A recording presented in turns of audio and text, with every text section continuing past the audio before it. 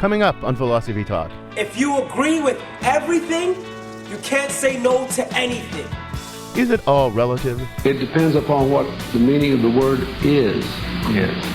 Beauty is in the eye of the beholder, but what about morality? You robbed the jewelers, turned one of your lovers over to the police, kept the other one on to help you find the diamonds, and when he dies, you commit perjury in the high court, right? Come on, Archie, everybody does it in America.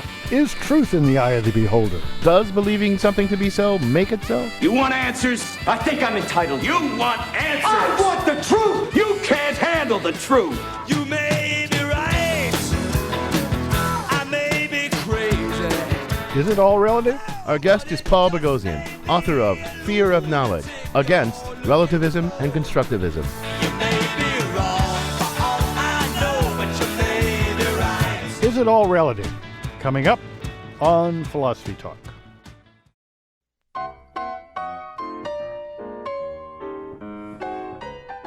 Welcome to Philosophy Talk, the program that questions everything. Except your intelligence. I'm John Perry. And I'm Ken Taylor. We're coming to you from the studios of KALW San Francisco. Continuing conversations that begin at Philosopher's Corner on the Stanford campus. Today, is it all just relative? Well, clearly some things are just relative. Tastes in food or matters of etiquette, for example. Right, if you like single malt scotch and I don't, there's no basis for saying that one of us is right and the other is wrong about how good it tastes. Taste is just relative to our individual taste buds. There's no universal truth, even about single malt scotch.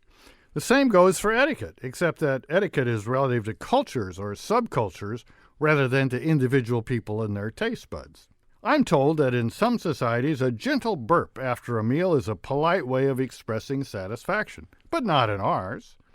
But there's really no basis for saying that one culture has it right about burps and the other one has it wrong. And our question today is everything like etiquette and matters of taste relative? That is, are truth, knowledge, and morality also relative? I think that question's easy. The answer is no. Some things are obviously not relative. There are some universal or absolute truths. Believing something to be true does not make it true. Well, what about morality, though? Well, there are two. I mean, take Hitler, please. Hitler was a really bad man. That's a fact.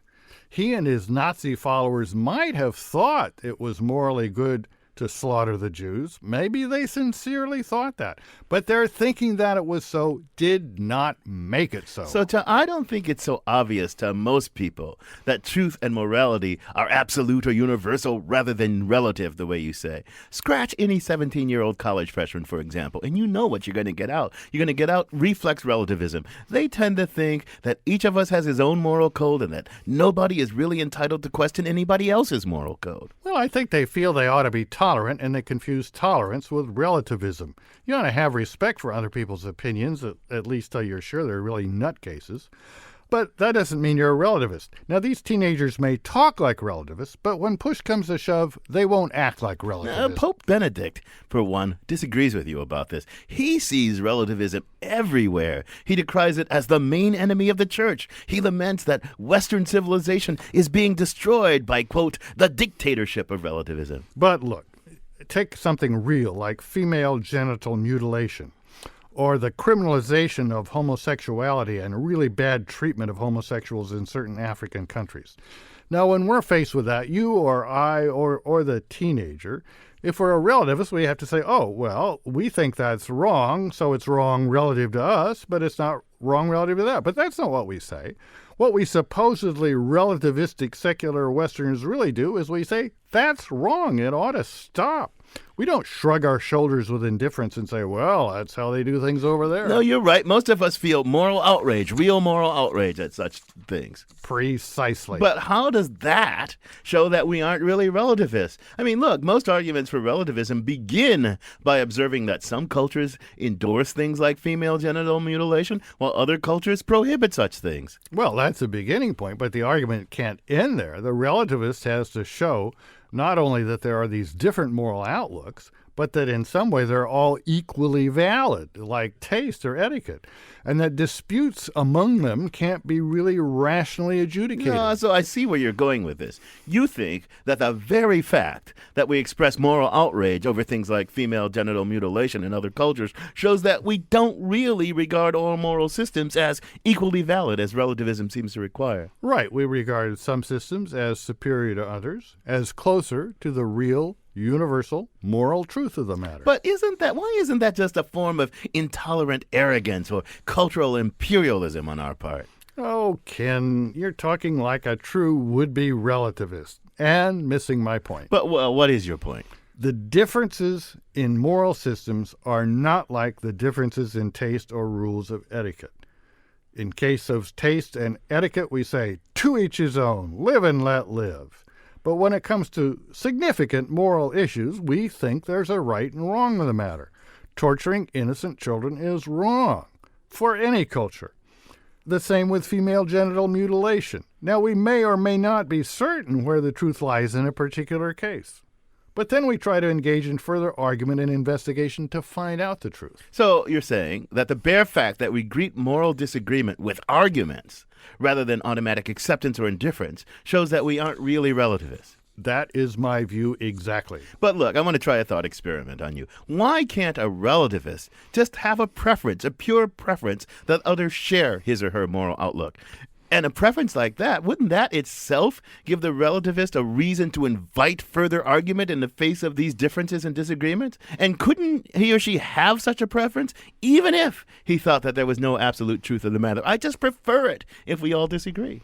Well, as always, Ken, you've raised a good question. Let's put it to our guest, along with some other questions. He is Paul Boghossian, author of Fear of Knowledge, Against Relativism and Constructivism. Paul will join us in just a little bit. But first, our roving philosophical reporter, Caitlin Esch, talks to a defender of relativism. She files this report. It is extremely common to hail anthropologists to defend relativism.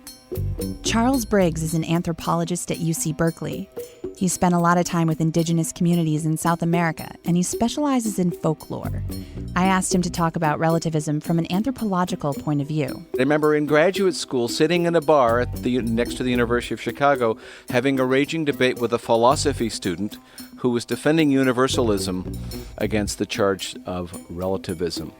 Briggs doesn't see himself as a straight-up relativist, but he criticizes the idea that anybody who sees the world in different ways somehow got it wrong, and we must convince them, whether it might be through argumentation, education, or war, that they're simply wrong.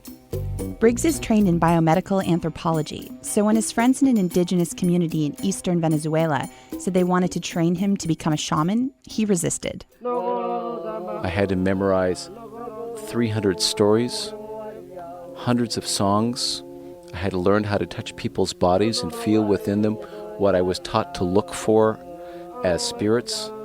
I was always a non-smoker, and I had to smoke cigars that were often half an inch or more wide and 2/3 of a meter long, to where I almost couldn't crawl back to my hammock at night. I was so intoxicated. As a shaman, Briggs said he had to suspend his disbelief, but in the end, he became a pretty successful healer. And what was remarkable was that in spite of my skepticism, in spite of my resistance, I learned I had dreams in which I would see people who lived around me and would intervene in the middle of my dream, in the morning remarkably find out that they had been extremely ill the night before, and that somehow in the course of the night, powerful symptoms somehow had been relieved. Briggs can't explain why this kind of healing seemed to work, but he knows it doesn't always. Take the cholera outbreak in eastern Venezuela. It was 1994. An infectious bacterial disease, cholera, had killed, at that point, something like 500 people. This is an easily prevented and treatable disease that should kill no one at this day and age. The Venezuelan health authorities blamed the indigenous people for spreading the disease. The indigenous people, known as Warao, believed more in spirits than in germs. They trusted more their own healers than they trusted people within the clinics. The cholera epidemic illustrates the clash between modern medicine and indigenous ways of healing. We needed a dialogue between clinical medicine and epidemiology, as well as an understanding of how it is within the indigenous healing system and working with a healer there to understand how people conceive of illness. This idea of judging one culture by the values or ideas of another happens all the time. For example, Briggs interviewed women charged with infanticide, one of the worst crimes in Venezuelan culture. One woman was particularly compelling. She said, "I was raped. I hid the pregnancy because I was afraid of what my family and others would say. I was terrified. I gave birth on the 10th floor of an apartment building, and I opened the window, and I threw out my newborn baby." The woman here was clearly wrong. She should not have killed her baby. But Briggs doesn't quite look at it that way. Either the violence that had been done to that young woman on the edge of the rainforest, or that this woman said she herself had done to her baby, will never be explicable. But how might we collaborate in being able to understand different points of view that would not condone acts that might be hard to justify in moral terms, but that would enable us to live together in society in more just sorts of ways? For Philosophy Talk, I'm Caitlin Esch. I'm John Perry. With me is Ken Taylor. And our guest is Paul Boghossian. He's professor of philosophy at New York University. He's author of the very fine book, Fear of Knowledge, Against Relativism and Constructivism. Paul, welcome to Philosophy Talk. Hello, Ken. Hello, John. Good to be with you. Hello, Paul. Let's start this way. Tell us a little bit about what drove you to write a book about relativism.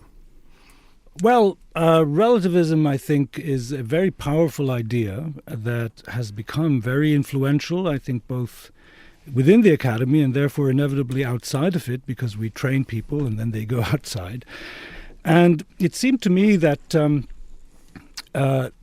this is an idea that was having such a strong impact in the way people think that it deserved to be studied clearly and closely, and to see what aspects of it could be defended and what aspects of it could not. Well, as you emphasize, in certain circles of academia, relativism, not just about morals, but even about truth, is all the rage. Freshmen tend to think that way, and the Pope is really worried about it. How did relativism get to be so fashionable and so feared? You know, I think the answer to that is very, very complicated and understudied. I think we can isolate or identify certain elements in the narrative that led to its being so powerful. I think part of the story is a kind of understandable reaction to the period of colonialism, because colonial projects were often defended on the grounds that the colonizing power had superior knowledge and culture and was going to generously bring that to the various cultures that it was colonizing. And a very appealing way of resisting that is to say, look, there is no such thing as superior knowledge or superior culture. Everybody has their own culture and they're equally valid. So I think the role that this can play in what is a very justified resistance to being dominated or colonized by a more powerful entity explains part of its appeal, and somehow that got fused with the perception of a lot of people within the academy that the most advanced philosophical thought of their time, in fact, defended this on a theoretical plane. Paul, I think that's a very powerful analysis you've just given us. And there is this thing that we seem to have learned from that some people take to be one of the lessons of the 21st century, that people who believe things with absolute conviction, like the Nazis, the communists, they just wreak havoc over the rest of us, because it justifies all sorts of imperial projects and all that sort of stuff. And so a kind of humility and tolerance seems to be the only way forward. Do you think there's nothing to that idea? No, I do, but it's that I think you can distinguish having having a sense of your own fallibility, not being overly confident in the truth of what you believe, from relativism, of course. And I think this came up in, I believe it was John's remarks in the preamble, where he said, you mustn't confuse tolerance with relativism. There are very good moral arguments to be made for why even if you did have a superior knowledge and a superior culture, you shouldn't be imposing it on other people. So, Paul, you don't need to go relative in order to make that point. That's a nice and subtle distinction that we'll have to explore in some depth as we continue. You're listening to Philosophy Talk. Today we're asking, is it all just relative? Our guest is Paul Boghossian from New York University. In our next segment, we'll dig into the arguments for and against relativism. Can a relativist present a coherent doctrine? Could truth really be relevant to a point of view? Are disagreements between different moral systems or different points of view really just irresolvable? Relativism, disagreement, and reason, when Philosophy Talk continues.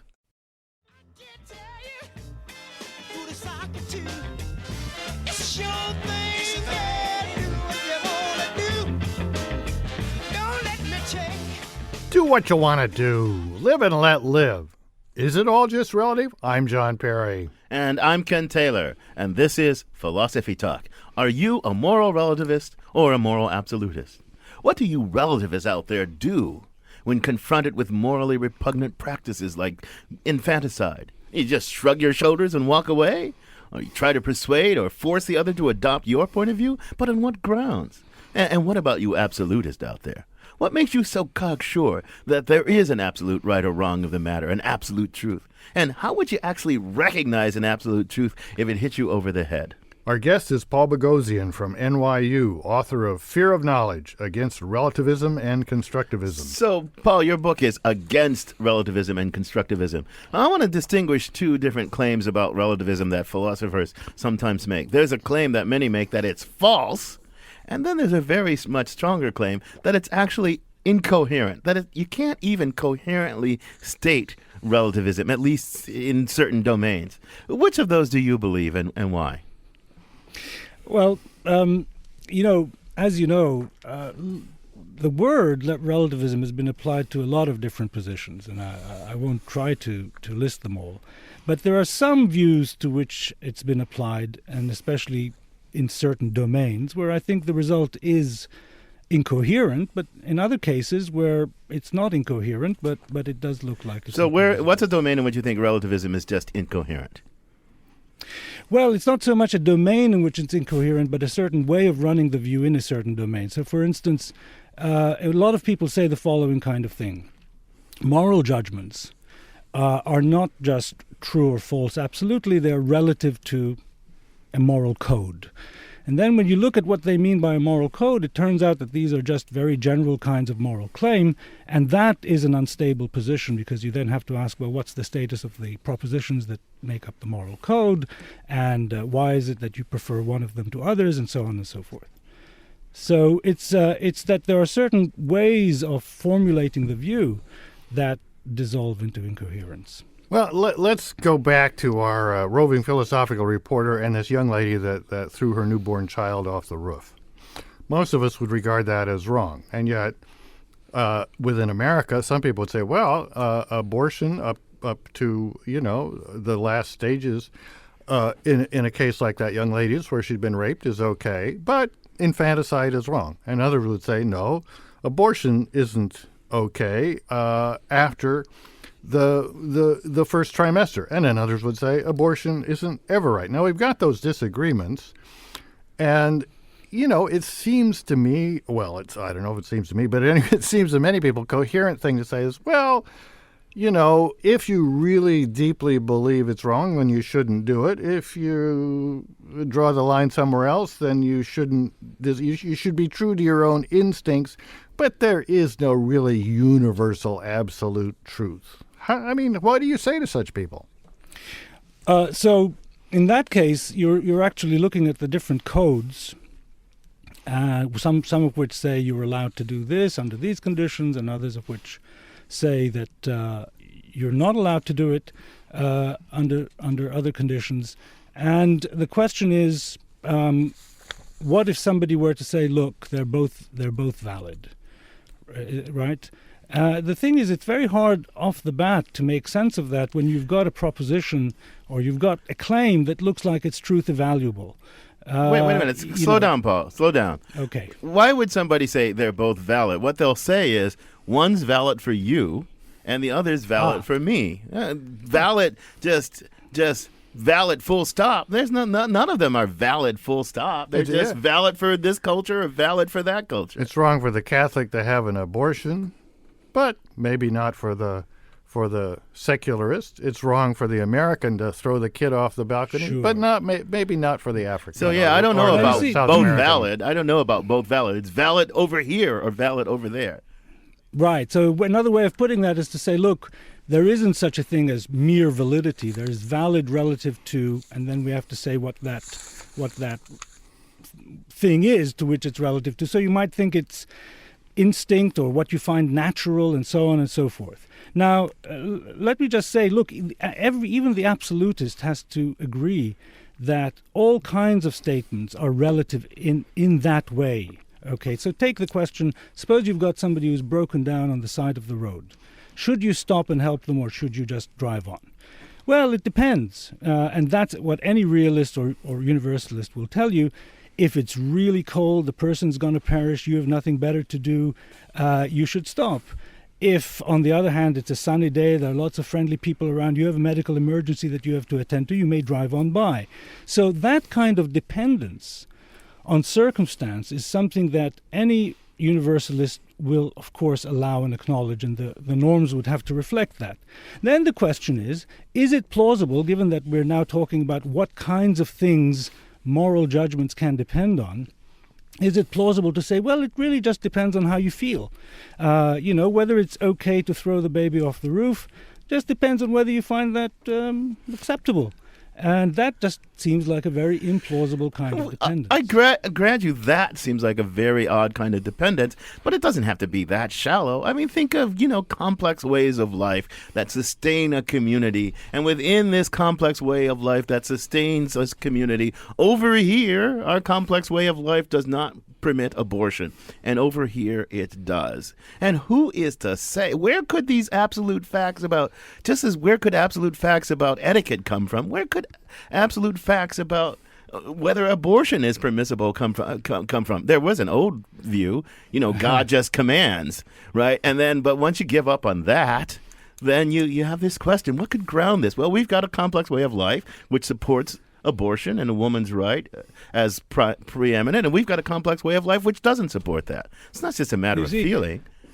No, but what I would say to you is that what you're now giving expression to is the endorsement of a certain kind of universal normative claim as opposed to another. What you're saying is, look, if a certain practice were sufficiently well embedded into a complex and coherent form of life that sustains all kinds of other good things, we could very well say that practice is justified or correct relative to those circumstances, just like we would say about driving on by if the circumstances were as I described them. But what you're doing there, you're not really saying where do absolute moral facts come from. You're in fact endorsing one of them. It's just that you're saying those absolute facts tend to have a certain shape. They take into account all kinds of other things beyond the act specifically at issue. No one can disagree with that. So let me suggest a model, which from reading your book I know you won't accept, but so time zones. Now, Ken and I are in the Pacific time zone, and we can perfectly coherently have a disagreement about whether it's 29 after the hour, as my watch says, or 30 minutes after the hour, as his watch says. But you, I think, are over in Europe, England maybe? That's correct. And so it wouldn't be coherent for us to have a disagreement with you, right? So we say, well what time it is relative to the time zone you're in. Of course, there is an overarching absolute truth, which is to say it's this time in this time zone at the same time it's that time in that o'clock in that time zone. Isn't morality like that?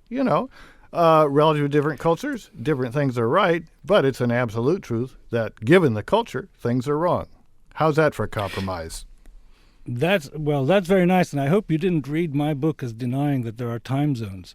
But, no, I don't think he meant that. No. He meant you couldn't treat more relativism and morality. Though maybe it follows from my views that there are no time zones. But you see, I think the crucial thing is that time zone isn't the kind of thing that can be itself assessed as either correct or incorrect. Okay, it's a parameter to which you relativize, but it itself, you just have to specify it, and then we can talk about what's true in that time zone. But in the case of moral frameworks, that's not like that, because now you're relativizing to the very kind of thing that's at issue. If you can find a way of relativizing not to a moral framework, but rather to a set of circumstances, then the kind of game that's being played is to ask, well, which morality is true? Is it a morality that says, if the person is safe and you have a medical emergency, then you're allowed to drive on by? Or is it the kind of morality that says, no, under all conditions, you should stop and help the person? So look, here, I want to object something else here. I have to fess up, I have very strong relativist tendencies, so I'm going to be fighting back with you here, Paul. Well, look, I don't think that moral systems are in the business of being true or false. They're in the business of being ours or not ours. If it's mine, then a moral system directs me to be a certain way. If it's yours, it directs you to be a certain way. Your moral system can't direct me. Your moral system can direct your attitude toward me, but that's your moral system. Sure, it can direct your attitude toward. Moral systems aren't true or false. They're just ours or not ours. What do you think about that thought? Well, I mean, if you take that line, it looks as though there can't really be moral disagreement, because unless you tell me how to think about disagreement in a kind of non-truthy way. But we tend to think usually, that there are two people on the opposite sides. This person says infanticide under these conditions is okay, and the other person says not. So how should we think about disagreement in the kind of framework? We should think of it like this. We should think that moral disagreements are disagreements in what might be called attitude, not disagreement over fact, but disagreements in our attitudes. I approve of infanticide. I don't, but suppose I did. I approve of infanticide. You disapprove of infanticide. Your disapproval drives you in a certain way, because that's one of the things attitudes do, is drive us to behave and criticize. My attitude drives me to resist your. I mean, so our disagreements aren't disagreements over some realm of transcendental fact. They're disagreements in our attitudes. What's wrong with that? Well, nothing much may be wrong with that per se. That is, except for the fact that it seems descriptively inadequate to the kinds of views that we have. That is, when I see something that I find morally abhorrent, I don't just think, I have an aesthetic dislike for that, or I'm against it. I think that is abhorrent. When I think about mass murder, I don't just think, gee, I'm not into that. We've got some emails here, quite a few actually. So we have one from Dan, and he says, look, torture is wrong. It's heartbreaking at a visceral level to most sensitive human beings, but it's simply another fact. That's just another fact in a network of fact. There's no transcendent substances called rightness and wrongness. We have another related email, which has to do with can a religious person be a relativist, or do they, like the Pope, have to be an absolutist? And finally, Gregory Slater reminds us wisely, in my opinion, that we shouldn't just focus on South Americans who throw their babies off of buildings and Hitler. We should also note that there's something wrong with the moral absolutist who agrees with unprovoked attacks on societies that have not attacked us, and he gives a number of examples. So, Paul, respond to anything that you want in those emails. The point about there is no. I think the way the writer put it is that there are no substances called right and wrong. It's a very interesting way of putting it, because I think one of the things that makes people leery about moral absolutism or universalism is they think, look, it's just not moral facts, if there were any, would just be very strange kinds of things. Queer, as Mackie called them. Queer, as Mackie says, though that might be misunderstood. They're not on a par with the physical world. Here's a chair, it sits here, I'm sitting in front of the desk. Those are real facts. Now, where are these facts about rightness or wrongness? They're not written on the surfaces of things, and I can't see them with my eyes, and so on and so forth. And I think that's a very, very powerful impulse that we have when we first think about this. And the only cure for it is to remember that we talk about lots and lots of things about which we could not but help think that there are facts, which aren't in the same way tangible in the way that these physical facts are. So arithmetical facts and logical facts and perhaps aesthetic facts, although that's probably as problematic as the moral case. I think that's one thing that philosophers can be helpful with, and that is to try to give a more general way of thinking about truth and objective truth in a way that won't land you in trouble trying to figure out where the rightness and wrongness of things in here. Now, the fellow who made that remark, Dan, gave us a follow-up email. It says, but what is universal for the most part is human psychology. So there are rules that are constant if you want to create happiness and social peace. So Dan is sitting over there discovering utilitarianism and the whole history of ethics, and good for Dan. Paul, you want to respond to what John said just briefly, quickly? Well, just that, the normative, I think, it will always go beyond the descriptive. So the universals of psychology by themselves won't fix what's right and what's wrong. You're listening to Philosophy Talk. We're asking, is it all just relative? With Paul Boghossian from New York University. He's the author of the very fine book, Fear of Knowledge, Against Relativism and Constructivism. In our final segment, we'll look at the widespread fear of relativism. What exactly is it about relativism that makes it such an object of fear and loathing by people like the Pope and various commentators on radio and TV? Could we or could we not live in a world governed by relativism? Deconstructing the fear of relativism when Philosophy Talk continues.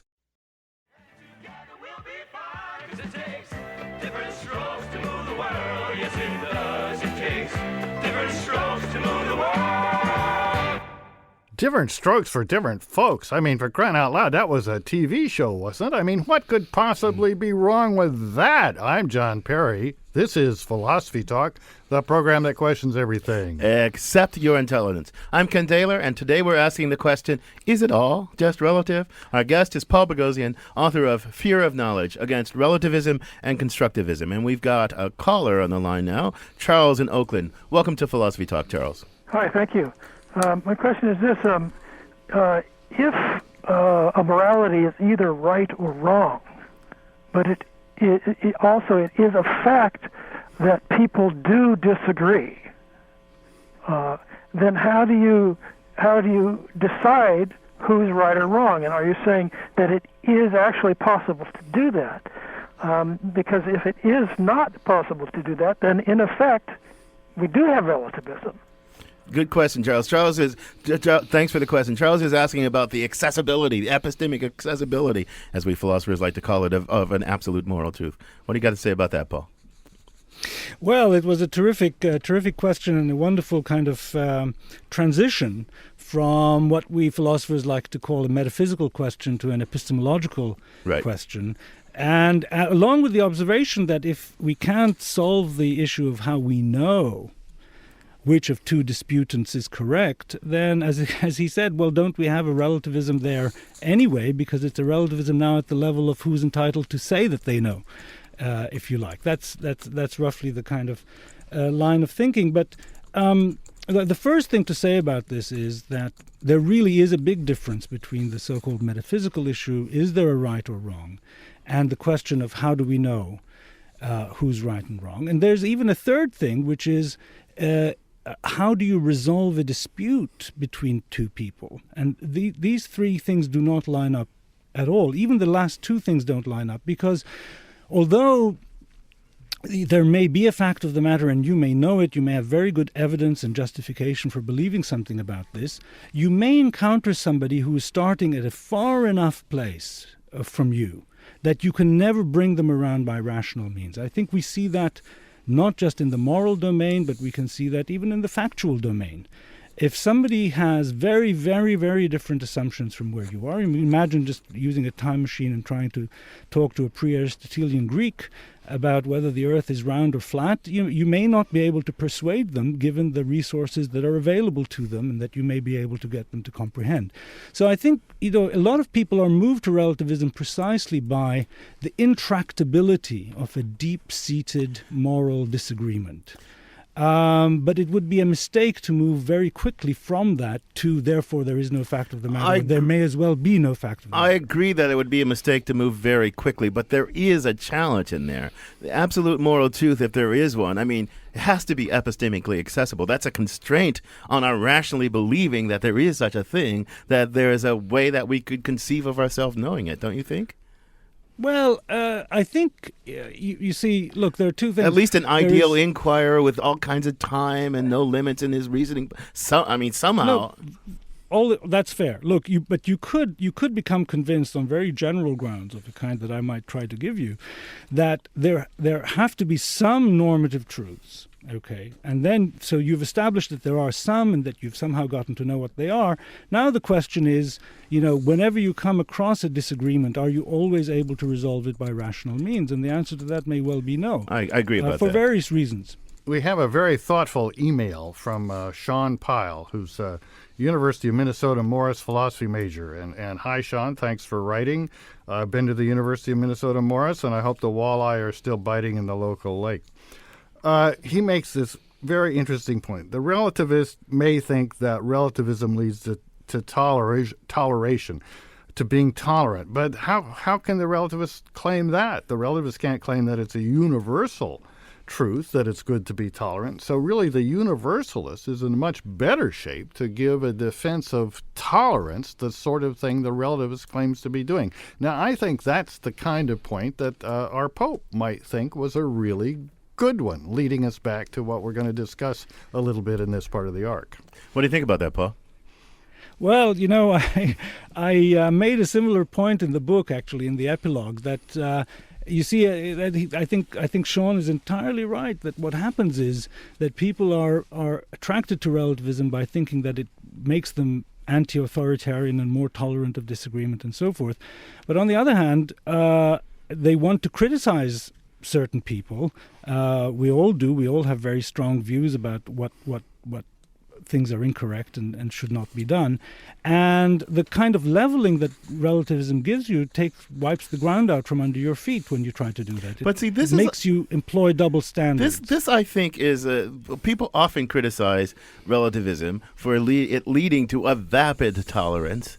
Right, you have to tolerate wishy-washy. Everything is equally valid, and so you have no grounds. I just don't see that. I've written some stuff about this. I'm writing a big book about it. I distinguish between tolerant relativism and intolerant relativism. I don't see why relativism ipso facto entails this vapid tolerance. I can criticize from my moral point of view other moral stances, even if the other doesn't accept my criticism. It can empower me, my moral point. Why can't my moral point of view license me, just because it's mine, in criticizing the other? Why can't that be?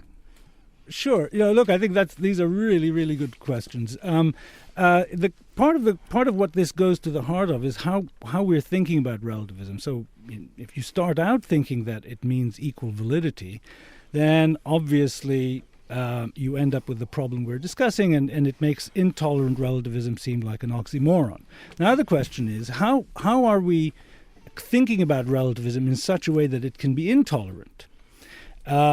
What kind of privilege are we according our own view, from which we are going to criticize the actions of people who think there is nothing wrong with what they're doing relative to their own perspective, without lapsing into a kind of covert universalism? Well, you might think that a criticism can't be justifiably addressed to the other unless that other is in a position to rationally accept that criticism. But I don't see why you should think that. I mean, you can legitimately address a criticism to another, even if they have standards that prohibit them from accepting it. And if they won't accept their criticism, like the slaveholders might not have accepted the criticisms of the abolitionists, what's wrong with your moral framework licensing you, even if they won't accept the license, to abolish slavery by force? That's how the world works. Absolutely. Now, So here's the thing. That's exactly what the absolutist or the universalist thinks. Now the question is, you've described such a view and you've labeled it relativism. How do we tell the difference between universalism and relativism in your sense? Well, here's the thing. There is no transcendent moral authority that will settle these disputes.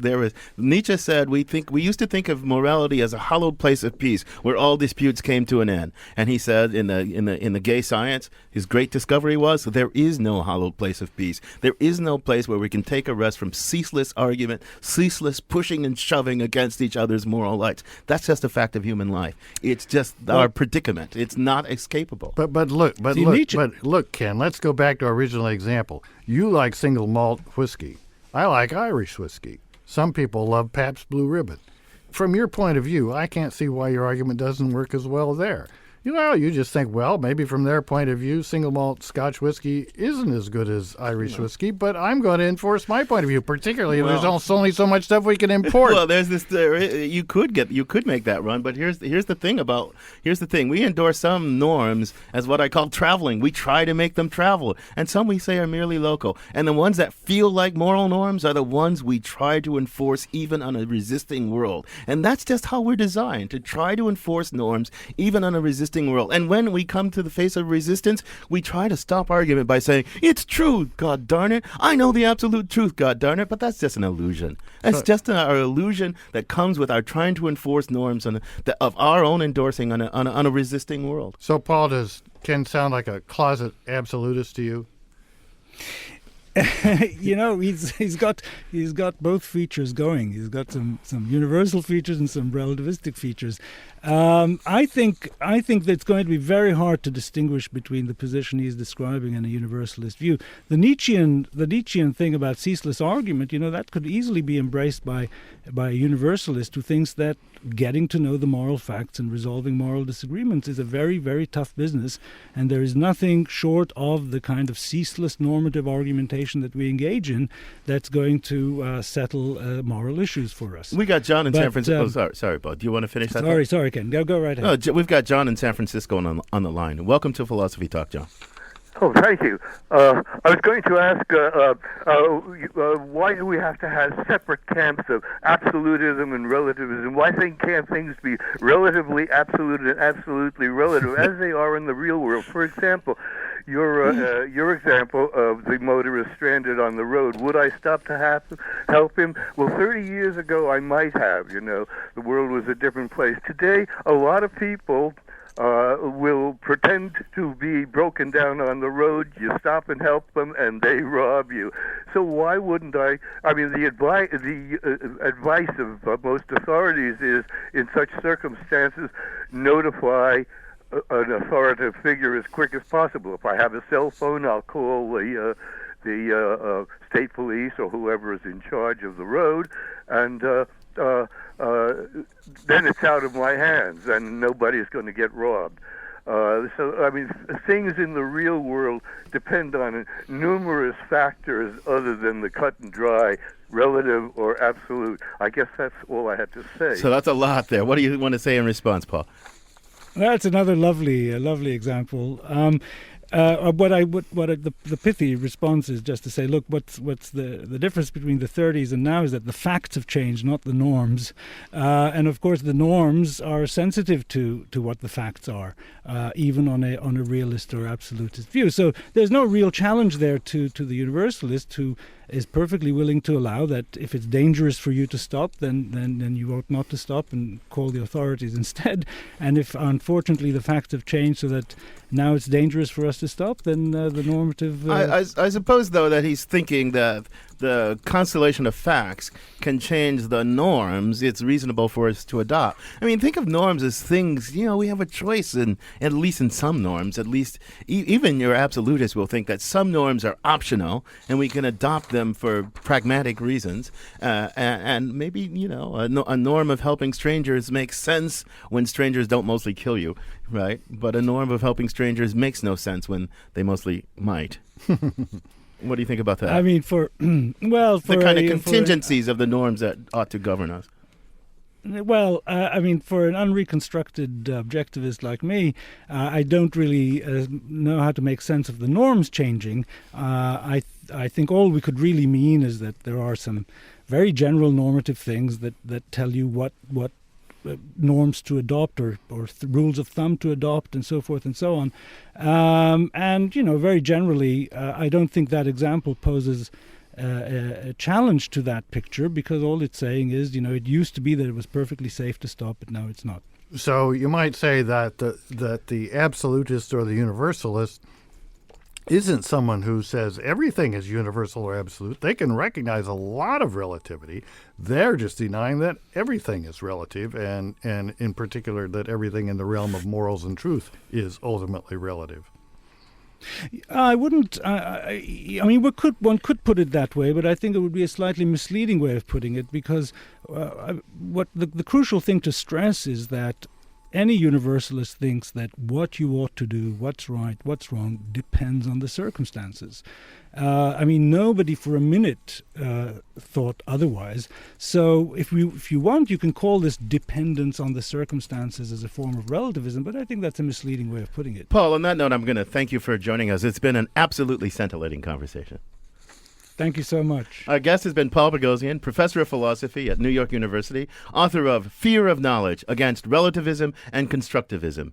This conversation continues on our blog, theblog.philosophytalk.org, where our motto is Cogito ergo blogo, I think, therefore I blog. And you can also find out more by visiting our very active Facebook page. And you can sign up to get the free weekly podcast of Philosophy Talk at our website, philosophytalk.org. For the final word, we turn to the relatively speedy Ian Scholes, the 60-second philosopher. Ian Scholes. Some say the war in science began with Thomas Kuhn, who wrote The Structure of Scientific Revolutions in 1962, claiming that science advances by fits and starts. As an unfortunate side effect of the book's publication, the words paradigm shift have popped up in student essays ever since. That book was embraced by lit-crit humanities postmodern arty types, who, in the paradigm shift of the 60s, folded it into the whatever's right, if it feels good, do it, everything is true, nothing is true spirit of the times. Science is just culture-driven, man. Nothing is real. In one postmodern feminist critique of science, the claim was made that Einstein's famous E=mc² was sexist because it privileged the speed of light over other speeds. Of course, there is a cultural element to science. Lysenkoism comes to mind, the official biology of the Soviet Union. Biological characteristics are inherited. The revolution is occurring on a molecular level. This was a reaction to genetics, which commies declared a bourgeois pseudoscience in 1948. Geneticists were fired, some imprisoned. Over in Nazi Germany, Einstein's theories were rejected as Jewish science. Today in America, there is a sizable animus to the concept of global warming as a liberal and socialist plot to control energy resources. And there's always been a popular image of scientists as pointy-headed, amoral types who'd as soon create a monster as destroy the world. On the other hand, we also love science and misuse its terms every day. If we say somebody has evolved, for example, we're not talking about ape-like ancestors, but a higher emotional and spiritual plane. When we say, I'm just hardwired that way, we don't mean we are devices containing elements that can't be altered, exactly. We mean, that's the way I roll. Concepts like quantum theory, chaos theory, the Heisenberg uncertainty principle, hermeneutics, and anomaly are tossed around in complet classes and New Age seminars as though we actually know what we're talking about. We say things like crime is a cancer in the society, even though, crime is nothing like cancer. When something gets looked at a lot on the internet, we say it's gone viral. In science, a virus is a small infectious agent that replicates inside the living cells of organisms. Okay, that's about right. The point is, the war on science can only end when two sides come together. And there is hope. If you ever saw the deeply silly documentary, What the Bleep Do We Know?, you might remember a man named John Hagelin. He's a transcendental meditator who seeks to prove that the mental unity in a meditative state is the subjective experience of the unity of existence revealed by unified field theory. He is a particle physicist. But he was also named Raja of Invincible America by Maharishi Mahesh Yogi. One man's pseudoscience is another man's path to enlightenment. One man's mathematical proof is another man's woo-woo. It's all relative, man. Chill. Scientists, if you cannot beat the other side, join them. After all, we are all one. Or whatever. I gotta go.